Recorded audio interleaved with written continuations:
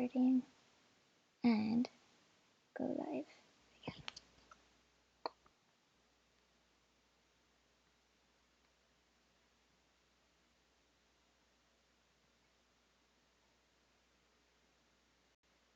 Okay, we're live again.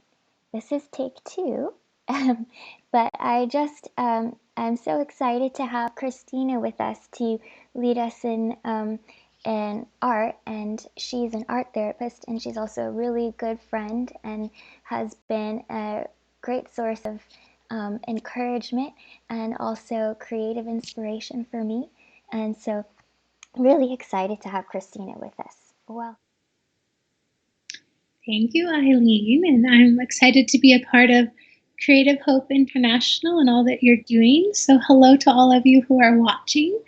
As Eileen said, I'm an art therapist. I'm from New York State in America, but I am currently living in India, and I do art therapy here with adults and children. So I hope this is something that can be useful to you and you just at least get something out of it today. So actually, I'm going to first start by saying all you need is just some paper. If you have crayons or markers, that's wonderful. Having color is always great to have different options, but if all you have is a pencil and pen, that's okay too.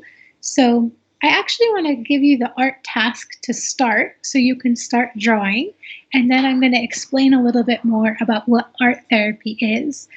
So as you get started, I just want you to think about if you had to draw yourself in weather, any kind of weather that you wanted to pick. I want you to draw yourself in weather. Oftentimes, maybe it's just in America, but I think here in India too, sometimes people will say if they're having a bad time in life, if they're having struggles and hardships, they'll say, I'm going through a storm. And so sometimes people will say, oh, it's such a storm, it's such a hardship right now. And so people like to talk about those things as a type of weather. So you can even think to yourself, are you in a storm? Are you in rainy weather? Are you in sunny weather? What kind of weather are you in and why? So as we're talking, you can start drawing, and I'll ask you some more questions in a few minutes. But I'll take a minute and explain about art therapy. Art therapy is not about drawing a pretty picture.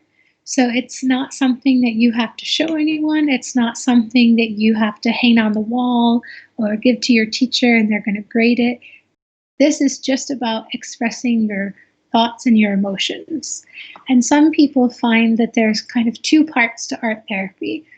One part of art therapy can just be trying to relax yourself and just be able to get out thoughts and emotions on a paper. Some people find even painting or drawing, like the motion of their hand, helps to relax them. So art therapy can be used just to relax you.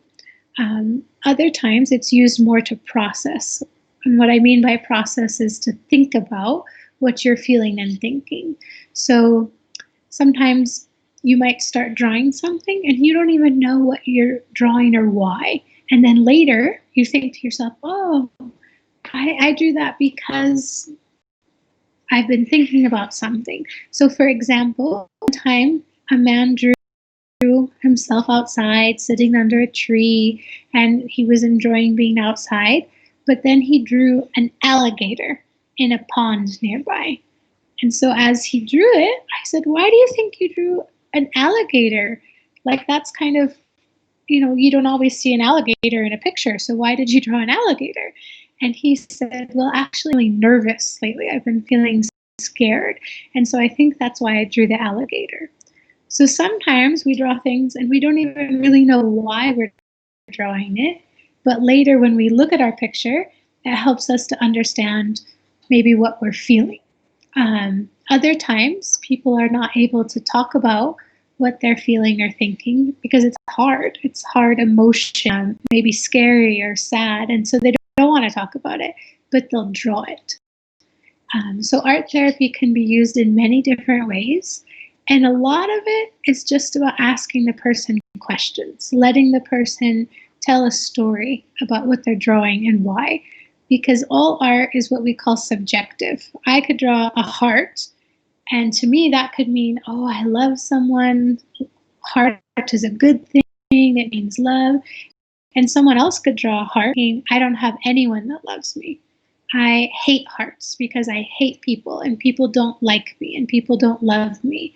So it's really important to ask people about what they drew and why, because apart from their explanation, we don't really know what they drew and why they drew it that way. It could mean something totally different to someone else. So questions are really important. So art therapy can be used, just to help bring relaxation, but also to help us process what we're thinking and feeling. But the question part of art therapy is the most important part. So I had asked you to draw yourself in weather. And while you're drawing, I just want you to ask yourself some questions. If you're a teacher or an instructor, you could ask these questions to the group. And take time and kind of go around and hear each person's answer. But tonight, if you're watching live, I'm going to ask you just these questions. So as you draw yourself in weather, you could think about what kind of weather did you draw and why. You could think about if you could tell a story, if your story of you and weather, if it was like a storybook for a child, what would the story say? You can think, are there more than one person or just one person in the picture? Does the person in the picture have help? Do they have an umbrella if it's raining? Do they have sunglasses if it's sunny? Do they need anything? Is there something that they need that they don't have? You could ask yourself, if it's raining, are there puddles? Is there a flood? Or is it just light rain? Is it a relaxing rain? Some people love rain. Is it really sunny that we could get a sunburn and you're too hot and you could get dehydrated? Or is it a perfect sun? Is it windy?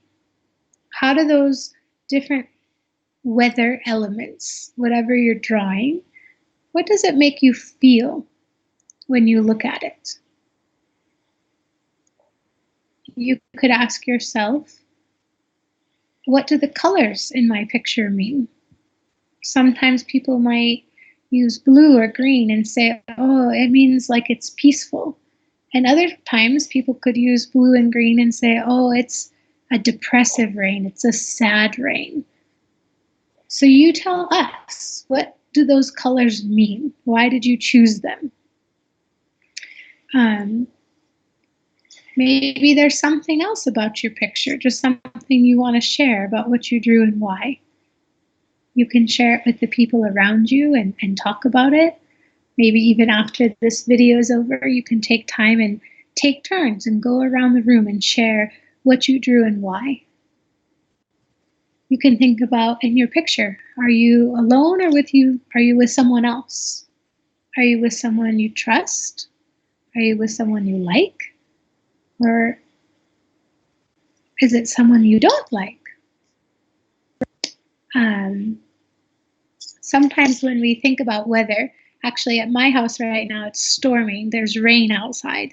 And so sometimes we think in the natural, oh, I wonder when it's going to stop raining. I wonder if the electricity is going to go out. And so sometimes we have questions. So you could even look at that picture of yourself in weather and ask yourself, I wonder what I'm feeling. What am I thinking in that picture? It's good to ask yourself questions. Maybe you could ask yourself, I wonder when this weather will change. Will it change for the good or will it change for the bad? What could cause the weather to change? Is there something that could happen that would cause the weather to change? And is that a good thing or a bad thing? So these are all questions that you could ask. You could ask your own questions and share your own thoughts. As you go through it, there's always, even when I do this project with people, sometimes we do the same project in a month or in a year. And it's interesting because oftentimes, depending on what we're facing in life, what we're going through, our pictures change. So if I drew a picture today, I'm getting ready for a big move to a different country, my picture might show some windy weather or some rain because I am very uncertain about I'm uncertain about what's going to happen in life. So my picture might look like that today. But if I had to redraw a picture, the same thing, myself and weather, in, let's say, a few months, when I'm settled in my new house in a new country and I'm with my family, my picture might show me outside playing with a ball in the sunshine because I'm very peaceful and I don't have a lot of uncertainties, maybe. So this project can also be done multiple times to kind of check in with people. How are they feeling? How have things changed? What's new? And what's going good or bad?